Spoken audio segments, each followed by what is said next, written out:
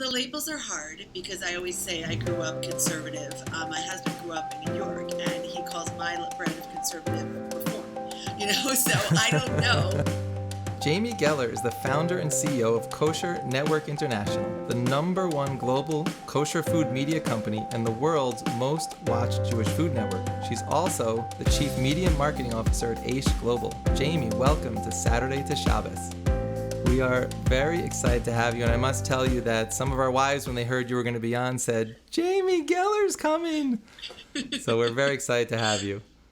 That always makes me feel good. You can never underestimate the power of a compliment. For sure. So today we're going to be discussing a little bit about your Jewish journey, and we want to kind of start at the beginning. So I know you were raised in Philadelphia. What was your family's level of observance as you were a child? So I was not born and raised in West Philadelphia, like the song goes, but close to it. I was born in Northeast Philly, and then raised in the suburbs. And my family was very traditional. I went to Salman Schechter Day School, Akiba Hebrew Academy, so a really nice traditional upbringing. I went to a school where half of the day we learned religious studies and half of the day secular studies. I was raised with a real love for Israel, but it was non-denominational. So in terms of practice, that was completely up to you. There were I think there was one family that was maybe an Orthodox family that happened to go to the school, and they were like so religious, but the rest of us, just a really strong sense of Jewish identity and Jewish pride. So were there some Jewish customs that you did do growing up that were part of the traditions of your family? So like kosher style. So when we ate out, we only ate dairy and fish out, not meat. And we were considered amongst the religious group. Like, now it wasn't very common. We went to synagogue almost every week. My mother loved synagogue and loved the rabbi's sermon, but we drove there, and the parking lot was full, with other cars, and participated in like the youth groups and Jewish day camp, Camp Ramah, the Poconos. So very much so. I had a bat mitzvah, of course, marched every year in the Israel Day Parade in Philly. So very, very much so. Knew how to speak Hebrew well, knew how to pray, from growing up. So that was really, really helpful when I became religious later in life, having a lot of this background. And you said there was this one Orthodox Jewish family. So what was your perspective of Orthodox Judaism as a child? It was so funny. I believe that it was like, we'll call it a mixed marriage. The husband was Orthodox and the wife was not. Mm-hmm. And so they sent their kids to this school, but he would come, before every trip, the father, and he would check the kosher certifications on all of the food that was brought into the trip. And I remember going to their house and on Shabbat, you don't watch TV. I remember that was the big thing. And so when I would sleep over on Shabbat, but otherwise, I don't know. It definitely did not have a negative feeling growing up by any means, but I don't know that I had really any exposure.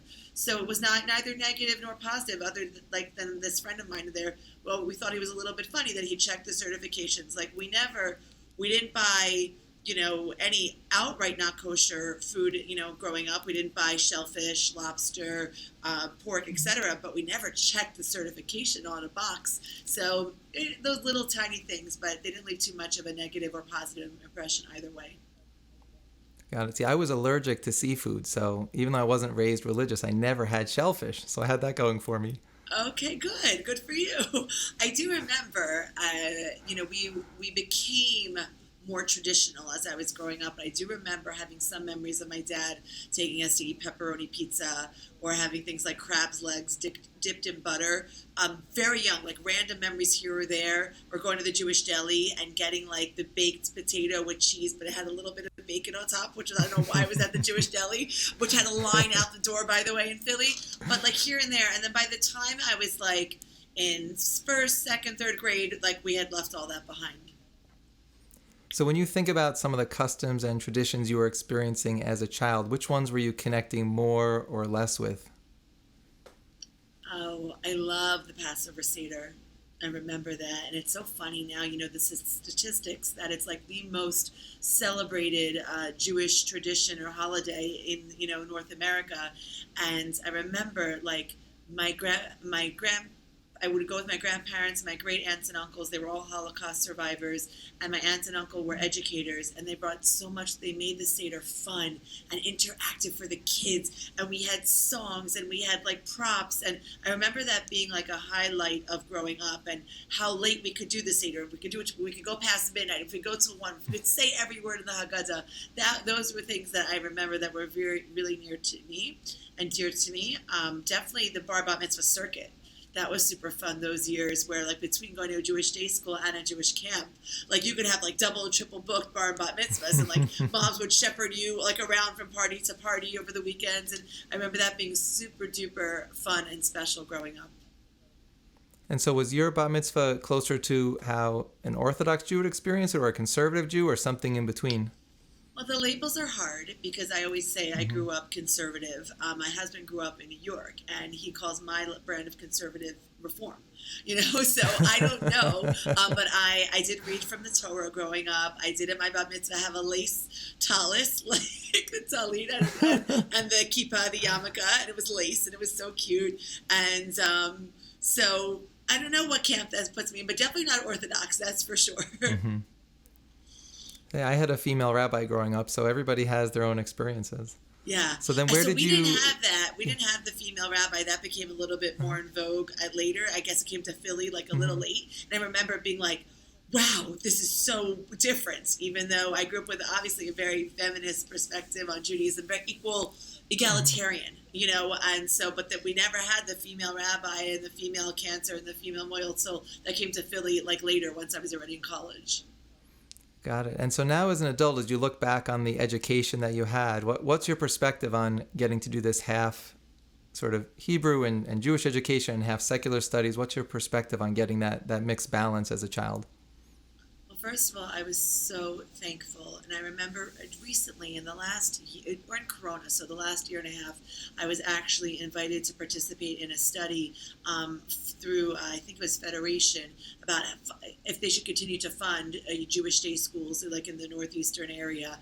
I'm such a proponent of the education just because it gave me such an incredible background, such a leg up. There's so many people that don't know anything, and I feel like I was raised knowing so much, and whatever path I decided to take later in life, even though I did decide to become more religious, I wasn't starting from scratch. I didn't have to learn the alphabet and learn how to read Hebrew.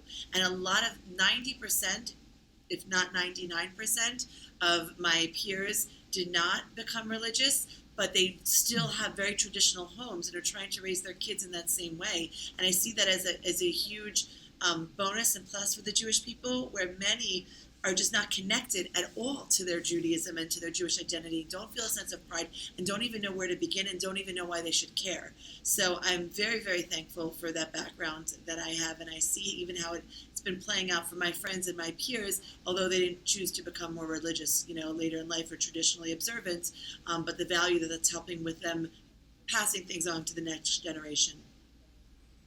It's amazing that you got that education, because as a product of public school, with my kids now in yeshiva, it didn't take more than 3 days of kindergarten before they were ahead of me in their Hebrew skills, and I'm just playing catch up ever since. It's okay, so take us now. Yeah, go ahead. I was just saying, it's so funny because I went to this type of school. My husband grew up modern Orthodox, so obviously he, in practice, it was much more, religious upbringing. But the language, the Hebrew language and spoken Hebrew was not focused on as much as Jewish practice. And so I actually speak a lot better Hebrew than he does. And so when we moved to Israel, which we'll talk about later in life, it came into really, really helped me. So I'm really, really thankful for that. So now take us into the college years. Where did you go, and what role was Judaism playing during that time period in your life? So I went to NYU, and it was the first time I was out of this Jewish bubble. I told you I went to Jewish day school. I lived in a very Jewish suburb. I went to Jewish day camp. And now for the first time in my life, everything around me wasn't Jewish. And it was a huge, huge wake-up call. And now I had to actively seek out becoming part of the Hillel or whatever was happening on campus. And I remember having to find services for Yom Kippur and Rosh Hashanah, what that meant, and how disconnected I felt, and how sort of alone and lonely and a fish out of water that experience was for me. Certainly being in that regard, not in general, obviously had a very rich social life, but just in terms of my Jewish identity, and having for the first time to actively choose it and seek it out was a huge wake-up call. And did you have Jewish friends who were at that same point and you were looking for activities and going to Hillel together? How were you navigating all that? So it's funny, a lot of the people that I met were not Jewish. My roommate had never met a Jewish person before me. She was from a place called Lincoln, Rhode Island.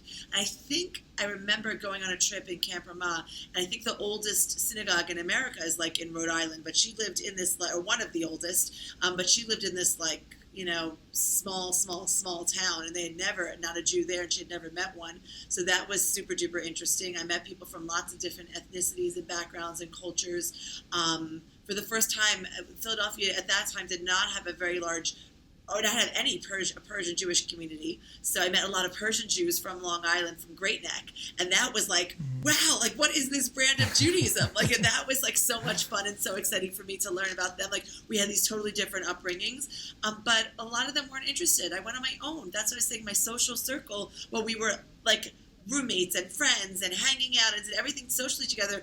None of them were really interested in coming with me to the services and to sort of the more Jewish experiences. And so that it was funny to see how different people either rejected and or, like I said, are apathetic, which I think is really the worst, to their Judaism and to furthering that sense of Jewish identity, Jewish pride while in college. It's amazing, though, that you were seeking this out on your own. Like you said, you were out of that bubble, but you still felt drawn to find these activities and stay connected to Judaism, even though it sounds like you weren't yet on the, quote, observant pathway. Is that accurate? Very much so. I mean, I had grown up with it, so it was what I knew, and I certainly was in no way looking to go to college to reject what I knew. I just, was furthering my studies. I had never heard of a college like Stern or YU that was, or Atlanta, like that are only like Jewish colleges. And so this just was what it was. It was a natural next step and progression for kids from my school. A lot, you mentioned you went to UPenn, a lot went to UPenn. The only reason I didn't go there, like so many people from my school went there, is I wanted to get out of Philly and want to experience New York City and the Big Apple, and but I was looking to continue how I was brought up and raised, and that was so much a part of me and had been instilled in such a strong way that I just had wanted to continue that. And you mentioned wanting to experience New York City. So was your first job coming out of college also in the Big Apple? So yes. So one of the reasons why I went to NYU was because I knew I wanted to be involved in journalism. And Syracuse had a great journalism program. I looked at Northwestern also. The reason I chose NYU and I decided to go there early acceptance is because I figured it had a lot of internship opportunities that would help me expedite my career in journalism. And so already my freshman year, that first summer, I started interning at CNN for the entertainment news division. And I interned for them that summer, and it went so great that the following year I stacked my courses. I took all my classes on Tuesdays and Thursdays. And I continued interning for them Monday, Wednesday, Friday during the year, and then full-time in the summer. And I did the same thing the following year, and I graduated in 3 years because I was offered a full-time job there. And already while I was in college, I was doing covering the MTV Music Awards, the VH1 Fashion Awards, the Oscars, the Daytime Emmys. I was on red carpets, backstage, behind the scenes, interviewing celebrities on set all over. And that was very much why I chose New York City, because of those internships and job opportunities. So how did your family feel about you getting into the entertainment industry in contrast to the way you were raised? I mean, it wasn't incongruous with the way I was raised. Like, they loved it. They were proud of me. It was amazing. And my mom was super duper proud, and she always knew that I had like a desire to be on camera and in front of the camera, and I wanted to be like, Barbara Walters, Diane Sawyer, Oprah Winfrey at the time. Those were all the people I'd grown up with. I would come home from school, my mom would be watching Oprah, and I very much, that was my dream, and they were happy for me to pursue it. It's interesting because my father worked for Aaron Spelling for many years, and we had the opportunity to go on the sets of Beverly Hills 90210 and Melrose Place, and my father used to always say, this world is not real. And they're doing take after take to make it look real, but this is not the real world, and maybe think about a different path and a different career where you can be part of what's real. So I'm wondering how you are feeling, given your background, you're seeing behind the scenes of this whole entertainment industry and how it contrasts with what you're experiencing faith-wise and things you're thinking about from your background.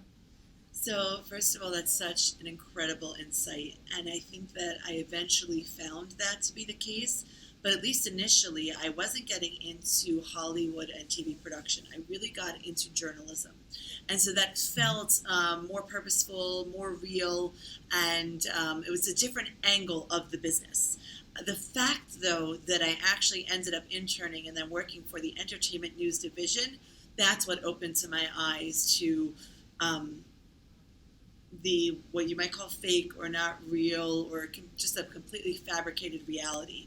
And a lot of actually, and it was just by chance, I happened to know someone who knew someone. If you really want to know, it's so funny, my mother's best friend growing up, Betty's ex-boyfriend Sam, was on his second marriage to Bonnie, whose daughter from the first marriage was Lori, who I met outside the bathroom at Rosh Hashanah services when I was in 9th grade. And she said to me, "Oh, you want to work in television? Look me up. I work at CNN. Look me up when you get to New York." So I called her, and she was true to her word, and she got me a job at CNN, but she happened to work in the entertainment news division. And I just remember, she could have easily worked in breaking news, and maybe I would still be there to this day. But that exposure to the entertainment world and being on set and being at these award shows and interviewing these celebrities and covering celebrity news, then the only thing more crazy, and, obviously you spoke about, like Hollywood and the set and being fake and being everything is like a heightened sense of reality. The only thing crazier than that is actually covering celebrities' personal lives and celebrity news and reporting on that. And then it was like, whoa. And that really felt like, wow, this is not what my parents raised me to do and to be involved in. And to, when I thought about journalism, it was never in this vein. And that was the eye-opener for me. Wow, my parents were ultimately concerned that I wouldn't marry Jewish if I got exposed to enough people in different industries where Jews weren't necessarily traditionally going to be. So was that coming up at all as you were sort of age, you might start thinking about dating and marriage and all that stuff? It's like, my personal story, Jeff. Yes, my mom was freaking out, basically. So I'm on the red carpet. I'm at these award shows. I'm at the party. I'm at the after party. And by the way, this is all for work. This is work-sanctioned activities, I'm not there partying. I'm actually there working, covering the events. And my mother was freaking out. I think, of the conservative movement at that time and sending me to those schools and those camps was very much the main goal was, not to intermarry. Just to marry a nice Jewish boy. And I always say she was so nervous I would meet the wrong guy in the wrong place. And so in addition to her, you were asking, why did I seek out, Jewish activities and Jewish organizations on campus? It was always her pushing me in the background, reminding me where I came from and what I have to connect to while I'm there. And then very much so, she even went on overdrive once I got into my career. And it's God forbid, she should have married a nice Jewish boy. So she sent me to these outreach organizations and events. There was Hineni, Rebbitzin Esther Youngrice on the Upper West Side at the time. There was the Jewish Enrichment Center that was at the time in Midtown. Now I think it's downtown. And also Aish, New York. And sent me where I met Stephen Eisenberg, who connected us from his Monday Parsha classes for singles at Aish, New York. So you're going to all these classes. Where is the point in time where you go from not just listening and absorbing the information to thinking, I might actually take some steps here on my own journey? So it was actually at Aish, New York. It was the Monday Parsha class. And suddenly, I went initially to meet a nice Jewish guy. These were singles. They were for young professional executives in Manhattan. You got to mingle after, whether there was sushi or whatever it was they were serving. And suddenly there was this weird turning point where I became less interested in the single scene and more interested in what was actually being shared and said. And I remember crying. And I went up to Steve Eisenberg and I was crying. I said, I don't know why I'm crying. I'm not sad. What? And he's like, because we touched your neshama, and he spoke about the concept of a pintel yid, this little Jewish neshama, the Jewish soul inside. It's like this candle and like burning, and like it just was touched and inflamed. And I don't know, I got so emotional over the things he was sharing. They very much wanted to connect the weekly Torah portion to what was going on in our lives and make it relevant, like this timeless Jewish wisdom, making it relevant to our lives at the time as like single young professionals. And he said to me, "You have to go to Israel." I was like, "My gosh, it's crazy. I went to your class. I'm crying. I like what you're talking about. Wow. Like, what's the connection to Israel?" And so I ignored that for a while until one day I decided to, make a change. Okay, but at this point, you're still working in entertainment, and then you decide to take time off to experience Israel? So first, what happened was I was working at CNN. And I was working the longest hours, and I was working 24/7. And I always say, they would go to the bathroom for you if they could. You just need to keep working. You never, ever, ever stop working. When there was, I want to say, at the time, I think it was 9/11. And I remember going to work that day, and I'm on like HBO. No, it must have been I was at HBO. So first of all, so hang on one second. So let me back up. So basically, it was just nonstop, 24/7 at CNN. And I remember I was very inspired by these Jewish classes and courses that I had been, and I ended up going. They take you to these Shabbatons, like these weekends, getaways. So I went with Gateways to a Discovery Shabbaton, and where they, prove God's existence. And I was like, oh, wow, this is amazing. I want to become religious. And so I decide to become Shomer Shabbos. I decide I want to take the step and start to become religiously observant. But I work at CNN, and every day the show that I work for is live at 4:30, and I decide I want to become religious in December when the sun sets at like 4. And so I couldn't, and I spoke to some rabbis. I worked on the 22nd floor. Could I finish the show, and then I'll run down the stairs? I won't take the elevator, all this type of stuff. And so I decided to, at that time, quit my job. And that's when I decided to become religious and to go to Israel and to take that next step in my religious journey. And I didn't know what it meant to become religious. And so we'll kind of go there, and that was the experience that he had spoken to me about going to Israel. And then after I experienced this weekend Shabbaton, I thought, maybe this is for me. And then when I saw I could no longer keep my job, this current job, given that I wanted to be able to keep Shabbat, and I didn't know how to keep Shabbat, so it seemed like, the perfect storm that at that time I would try to go to Israel, take some time off, and see, try this like Orthodox thing on for size and see how it fit. So how long were you in Israel, and what was sort of the order of things that you took on as you were making this decision to become observant? So I got there and I dressed the part right away. I put on skirts and more modest clothing. And I started going to classes. I went to Neve Yerushalayim, for girls. And I'm there for about 3 weeks. And I get a phone call. And I get a call from a woman, Naomi, and she says to me, I met her recently at a premiere, like literally like a few weeks ago. Like I just met her, we'd exchanged cards, and I told her like I was kind of looking for a change in my career. I didn't tell her it was like a Jewish or a religious thing. It was just much more like I was just kind of searching and wanted something different. I knew that I didn't want to keep up this pace. So she calls me and she says, could you be on the set of Sopranos on Monday? So I'm like, sure. I could be on the set of Sopranos on Monday. She was a producer at HBO. They were looking for more freelance producers. She knew that I had wanted to change. We had met when I was at CNN covering a premiere of an HBO show called Oz at the time, and she was there for HBO, and we kind of had hit it off. And she didn't know she's calling me in Israel. So I figured I never wanted to leave my career. I just couldn't keep my job, which was this live show every day at 4:30 while becoming, deciding to keep Shabbos and to keep, to observe the Sabbath. And so I figured that now I can have my cake and eat it too. I can go back to New York. I can do all of my learning there. I kind of had gotten like a little kickstart in Israel. And I could work still in television, but without having to work for live TV. And if I was going in already as a observant Jew who, kept Shabbat, and I told her that, then I was able to sort of work my schedule because it was no longer live television around Shabbos. And that's how I began at HBO. So that must have made a huge difference that you're going in with the understanding from the beginning that you're living an observant life and there's certain things you're not going to be able to do, as opposed to when you were at CNN and you were going through a transition, but that wasn't the old Jamie that they knew.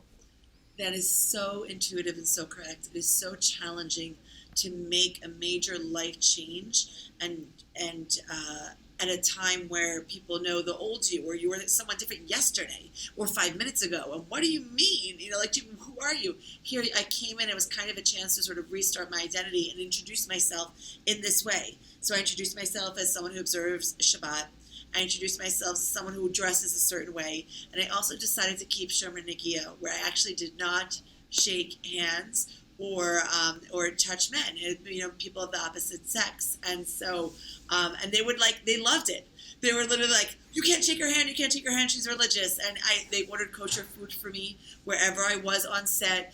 Sometimes if we had to fly, Angels in America was a mini-series at the time, and I had to go interview Emma Thompson, who was an English actress, out in England, and everyone was flying back on Friday, but I stayed an extra night, and I flew back, after Shabbat, and it was just so, when I made fun, I'm thinking now, not made fun of or thought it was odd that, that religious father was checking the kosher certification of my, one Orthodox friend in school growing up. They were always like, is this water kosher? Can you eat it? Where can we order food from you? Which restaurant is kosher? And it was really, really amazing. And Fridays, they would say starting at 12 o'clock, they'd be like, do you have to go yet? Do you have to go? As if I would turn into a pumpkin, if I stayed too late. They were always very much taking care of me. And it was very different to come in, having introduced myself in that manner than having to change somewhere where somebody and everyone knew me a different way. That experience is so interesting because I think about times in my life where I'm afraid to tell people in business or when I'm working on a deal about my observant lifestyle, and you get nervous about how it might affect the relationship. But then you find out if you're just honest about it, the people are often bending over backwards and being so accommodating once they understand what you do and they respect that you stand for something. Very much so. And the majority of my colleagues were not Jewish at all. And maybe one here or there, but not at all observant. But majority were not. And the people in positions of power, the VP, the senior VP, etc., were not. And they could not have been more accommodating. So, Jamie, I understand your husband comes into the picture somewhere in this journey. So bring him into your story. Yeah, so basically, now I'm at HBO and everything's amazing. I've got my cake. I can eat it too. And 9/11 happens. And I remember going into work that day, and the National Guard, I'm at HBO Studios, that's the 23rd and Park, and the National Guard is marching down, 23rd Street. And you just keep working. You don't stop. And it was this fast-paced, even though it wasn't live television anymore, working was your life and life was your work. And it was do you live to work or work to live? This was completely, living to work and living for work. And I just felt that I wanted so much more. And so the next obvious step for me was, okay, now get married, start a family. When you're single, even as a religious person, obviously minus the 25 hours you have off for Shabbat, I would work till the minute before and I would start working the minute after. And it was this, I got into that same kind of crazy cycle of television and production and media and marketing that I had wanted to get away from when I was at CNN. And so I decided to start meeting matchmakers all over, wherever I am. If I'm on location in England, I met matchmakers there. I traveled the whole New York, New Jersey area, meeting different matchmakers. And then I was on set. I was in LA for a conference, and I remember, meeting matchmakers there wherever I could, and dating and hoping to find that special someone. I dated, I always say, over 50 guys. I was the one date wonder, and then suddenly somebody introduced me to my husband, and 2 weeks later we're engaged, and 2 months later we're married, and about 5 years later we had 5 kids, and now thank God we have 6. But I always say Quick and Kosher is not just the name of my first book, but it's a metaphor for my entire life. Wow, it sounds like it was a slow process that suddenly became a super fast process. So I'm sure that our listeners are dying to know the early cooking skills that you brought to your marriage. So take us into those first few months when you were married. None. I was an embarrassment. I was a disaster on wheels. I used my oven for storage in Manhattan when I was a TV producer. I never turned the thing on. And my husband's like, what's for dinner? And I'm like, I don't know, you tell me. Like who are you looking at? And I always say I didn't know the difference between a spatula and a saucepan, and I didn't really care. And luckily, he comes from a long line of great cooks, both his mother, his stepmother, his parent, his father, his uncles. They all loved cooking, were great cooks. The whole male side of the Geller family worked in catering for many, many, many years. It was in his blood. To this day, he loves to cook. And he went shopping with me, and he was there for moral support when I touched the raw chicken for the first time in my life. And he taught me how to cook. It's so interesting when you think about where you are now. There's so many stories where someone as a kid was already super invested in a particular skill, whether it's cooking or a sport. And then when they're an adult, you say, well, I know exactly why they turned out this way. I could see it even when they were 7 or 8 years old. But that is not your story. No, my mom still can't believe it to this day. And she gets stressed out. Her dream was never for me to be a balabusta, right? Barefoot and pregnant in the kitchen was not the dream of the immigrant. My parents are from Transylvania. They came from Transylvania to Pennsylvania in 1964, and they wanted the American dream for their girls, the best education, careers, and so not at all to be that old school vision of, cooking all day and all night in the kitchen. And so to this day, she can't believe it, and she still says it, and I'm married almost, I think it's 18 years, and she can't get over it. And, but my husband, not only was he such a great teacher, but he had a lot of easy, simple, quick bachelor recipes, what a single guy would eat. And so he taught me 2 ingredient recipes. And that was the whole first book was based on the things I learned from him, stuff that you need no skill to make. And he just kind of learned on the job. And so that's kind of the surprising career that blossomed from that. But all of the media and the marketing and the producing of the cooking shows and building a brand, that's what I had been trained for. But I always said I could be selling socks. It didn't have to be selling recipes or spices, but this is what I just fell into. That is so inspiring to hear that someone can go from I don't even know how to cook our first meal to a successful cookbook author. So that's quite the journey.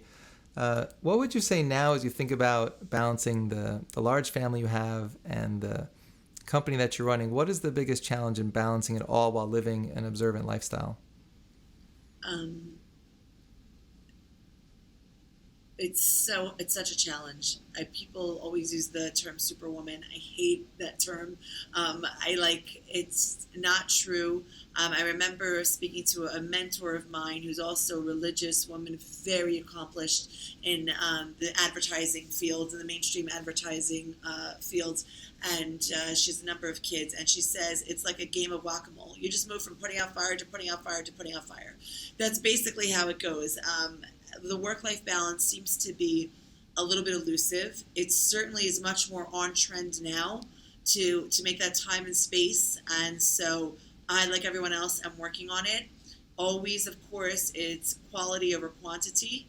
No question about it. I'm not there as much as I would love to be there with my kids, but when I am there, the phone is not around. We try to have full attention on it. And I'm not talking about just Shabbat, obviously, but there have to be times in the week where whether it's dinner time, and I don't make dinner time every day, or bedtime, or seeing them off to school in the morning, it's I don't touch the phone. It doesn't even come into, out of my room or out of my pocketbook. Those are things that could distract and keep from having true quality time with the kids. That to me is the biggest sort of secret and what I really strive to continue to improve upon. And then somewhere in this journey, you made the decision to go back to Israel, where I know you're joining me from today. So how did that decision come about for your family? Well, basically, my husband said on our first date that he'd like to live in Israel. And I'm like, well, then go find yourself another girl. Because I love Israel. I'll support Israel, visit Israel. Maybe we'll be so successful, we'll have a second home in Israel one day. But I'm not moving to Israel. And like water on a rock, he worked on me. And I had cold feet a few times. We put the house up for sale. We said bye to all the teachers. Then the next year, we took the sign down. We came back to school, and they're all like, what are you doing here? I thought you were going to Israel. So that happened like a few years in a row. And then finally, when my oldest, just turned 7, she was 6 years old, we said, if we're going to go, we should try now while the kids are younger. It will be easier for them to transition. Let's give it a whirl. And now I feel like I'm the spokesperson for living in Israel. And I say to him all the time, what took us so long? And I do not, we're 9 years here this summer, almost a decade. And I love it every single moment of every single day. I do not take it for granted. And I did one thing, though, that was a little bit of sneaky. I got cold feet so many times, I told you. And so, like, I didn't really trust myself that, like, we were going to come and we were going to stay. So I always say you could take the girl out of TV, but you can't take the TV producer out of the girl. So I figure if I make a documentary series about my aliyah called Joy of Aliyah, where people follow me, then like the whole world knows I'm here, and I can't just like quietly go and quietly come back and take it back. And not only did it help give me strength through the process, but obviously it's inspired, many, many others. Probably over 500,000 views on YouTube. It's a 10-part series called Joy of Aliyah, and people stop me to this day and talk about how it literally like. New Olim, new people that are moving to Israel just in the last few months that I've met, how this like helped them, it was a turning point for them and inspired them. So I feel like it was such a dream and a pleasure that I could do something like that. And if I'm hearing you, it sounds like if you have an idea and you want to stick to it, simply make a documentary about it so that there's footage, and then you really have to live it. Yeah, basically, correct. And, for those that maybe don't have a documentary TV background or production background, you just need to be very public about what you're doing, because then it's much harder to walk back on things. You know what I'm saying? So you can also, no one should feel pressure. You can also just make a big deal about it on social media, maybe take out an ad in your local paper, whatever you need to do to let the world know what you're doing so that you can just continue to push forward and have strength in your decision. Wow, so in addition to all the exciting things you're doing in the world of cooking, there's another side to you as the Chief Media Marketing Officer at Aish. So tell us about your involvement there. So I think you can see, maybe I don't stay places too long, but every 10 years I sort of get that itch, like, what's my purpose in life? Am I fulfilling my purpose? Am I being challenged creatively? Do I want to keep doing this forever? And so, like, it's been over a decade that I'm kind of hanging out in that cooking space, and thank God, we have over 1 billion views of the cooking videos that we've produced, over 10,000 recipes on jamiegeller.com. I've produced 7 cookbooks. I've been on national television for the holidays, the Today Show, I'm a regular on the Today Show, and so many incredible accomplishments, and it's kind of like, now what? And one of the things that I also found is that so many people were inspired in their Jewish journey, and obviously a lot of that Jewish journey begins with cooking and or in the context of not only becoming kosher, but in the context of observing Shabbat, keeping the Sabbath, and or observing the Jewish holidays. That's an incredible entree and touch point to Judaism. And I didn't know this, but now it's been official. It's just been my gut. But the latest Pew study said that the 2 last touch points for Jews of no religion, the Jews that define themselves of no religion, are Holocaust studies, Holocaust remembrance specifically, and Jewish food. These are the 2 things that still connect people to Judaism when they've dropped everything else in their life and or never had the connection to begin with. These are their 2 markers or touch points for Jewish identity. And I felt very much that we were making these incredible connections with across all of our platforms. We have over 5 million followers between our website and social media. Now what can we do with these people? And I felt ill-equipped personally to help them on the next stages of their Jewish discovery and their Jewish journey. And I very much wanted to connect with an organization that could help me do that. So Rabbi Berg, the CEO of Aish, always, says, like, he found me, as they very much wanted to double down on the digital strategy and production and content and videos and social media. But guess what? I found him at the same time. And I very much wanted to take this incredible following and this connection that we've had with people that help them move along in their Jewish journey. So it was a confluence of amazing things that brought us together about 9 months ago. And now I'm here at Aish as the Chief Media Marketing Officer, spearheading a rebrand of the organization and in anticipation of what we're calling Aish Vision 2030, which is the goal to get 3 million Jews learning Torah in the next 10 years. Wow, that is an ambitious goal, but that would be amazing if you get there. And I have every ounce of faith that you're going to get there. I can see it. Amen. Amen. Thank you so much, Jeff. So I want to take the conversation full circle and just go back to kind of the beginning of where our conversation started. What would you say is your current take on living a observant life versus that perspective you had at the beginning when you talked about knowing just one family that was observant? I think that that one family was not fair because the couple were not on the same page, which, like I said, caused a little bit of a stress and tension. And so, but it's nothing like what I was exposed to with that one family. And one family does not exposure make. And certainly, you asked about initially what my perceptions were of Orthodox Judaism at that time. Later on in life, I definitely, as I became a teenager and then went to NYU, I often thought Orthodox Judaism was very one-dimensional, antiquated, not relevant. And also, I had a big issue with sort of the role of the Jewish woman, or what I perceived to be the role of the Jewish woman within the Orthodox households and framework. And I have to say, it's anything but what I thought it was. Having been living this lifestyle now for 21 years, maybe. It's going to be 21 years this year. It's anything but. And certainly I was attracted to it and to making this change because I had the experience in my when I was in New York of going to religious families and having the Shabbat experience and seeing what that means to be around the table as a family. And I think we've heard that so many times before. Do the Jews keep Shabbat, or does Shabbat keep the Jews? And I think very much that is the thing that kept the family unit together and kept Jewish tradition alive through all that we have been through. And I was very turned on to Judaism because of that. And yeah, completely different than what I would have thought, expected, or imagined. You've been on this journey for over 2 decades. So if you were talking to someone who's at the very beginning of their journey and is thinking of taking those baby steps, what advice would you give to them? Baby steps. I think that you just gave the best advice. Slow and steady wins the race, always. And I think that we have, don't learn from, like I say, quick and kosher. It's my style. It's a very specific personality, But I think that slowly, not taking on too much at once, understanding what you're doing and why, feeling connected to why you're doing it.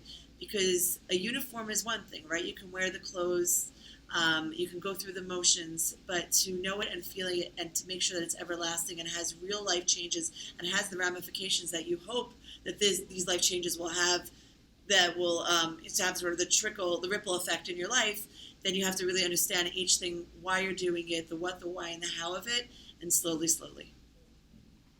And what are some of the things you're hoping personally for your family, for your kids, in terms of their own growth over the next, say, 2 to 3 years? What's important to you? What are your priorities? I think this is probably the biggest challenge of what they call balei tshuva, people who have become religious later in life. It's something that we actively chose, and we feel so passionate about it. And then, of course, kids who were born into it, it's not a choice, right? It's just what we do. And I care so much and so badly want to instill in my children that religion is not about being robotic and not just about going through the motions, just as I referenced before, just because that's what we do, but loving it and not only loving all of the traditions and the observance, the rituals, but having a real, true, deep, meaningful connection with God. I think that's probably the thing that is so, so, so important. And I remember a Rebbitzin that I was very close to, Rebbitzin Judy Young, who passed away at a very young age, but she was in the 5 talents, and she had a major role in me becoming religious and helping me, with navigating, getting married, and all of that stuff, and raising my young family. She always said she strives for a closeness to God, and to feel His presence, and to be connected to Him, and to be able to speak to Him, like we say, Avinu Shebashamayim, our Father in heaven, but to really believe and feel that, just like your own flesh and blood Father loves and only wants the best for you, and everything, God willing, He does is for the good, for you, to have that connection and to have that understanding. And I think there's such challenging times right now. I think that's the thing, that relationship with God, I think, is so essential. It's step one. And then pushing through that with faith and strength. I think that's probably what I hope for myself and for my children. Jamie, has been so fascinating to hear your journey. Now, before we let you go, we like to do something at the end of our interviews called the lightning round. And I'm going to ask you 5 super fast questions, okay? You don't have to buzz in. Just give us the first thing that comes to mind, okay? Okay. You ready? Okay, question 1. Wait. Yeah. Okay, I'm ready. You're in the zone. You're ready to go. Yes. Question number 1. What is your favorite Jewish food? Challah. Mine is noodle kugel. Okay, I like that. Can I pick a second favorite? Not allowed. For you, you can have 2 for sure. Brisket. Delicious. Question number 2. What is your favorite Hebrew or Yiddish word or expression? Nishtahi nishtaher. And for our listeners, can you translate that? It's like not here and not there. So How would when you use it say, in a sentence? like, how does this dress look on me? It's like nishtahi nishtaher. Like, it does not doing anything for me. Or what's another use in a sentence? Somebody who doesn't stand for something. It's so like nishtahi nishtaher. Like, you need to stand for something. So, I don't know. Kind of like that. Got it.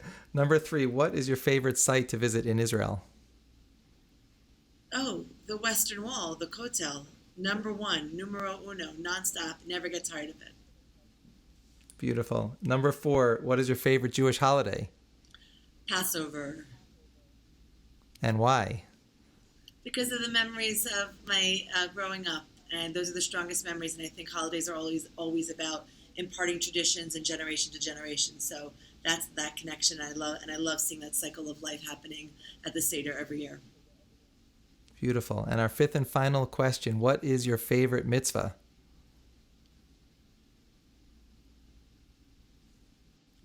Davening, which is praying. I think that the more that I do it, the more I connect to it, the more I see improvements in myself and my relationships. And it also allows me a time and a place to pray for everything and anything that we want to need, which goes back to that connection of really, beseeching and speaking to our Father in heaven and praying for all that we want in the world. I always tell my kids it's honor your parents. That's a good one. But we want that to be their favorite, right? It can't be our favorite. That's true.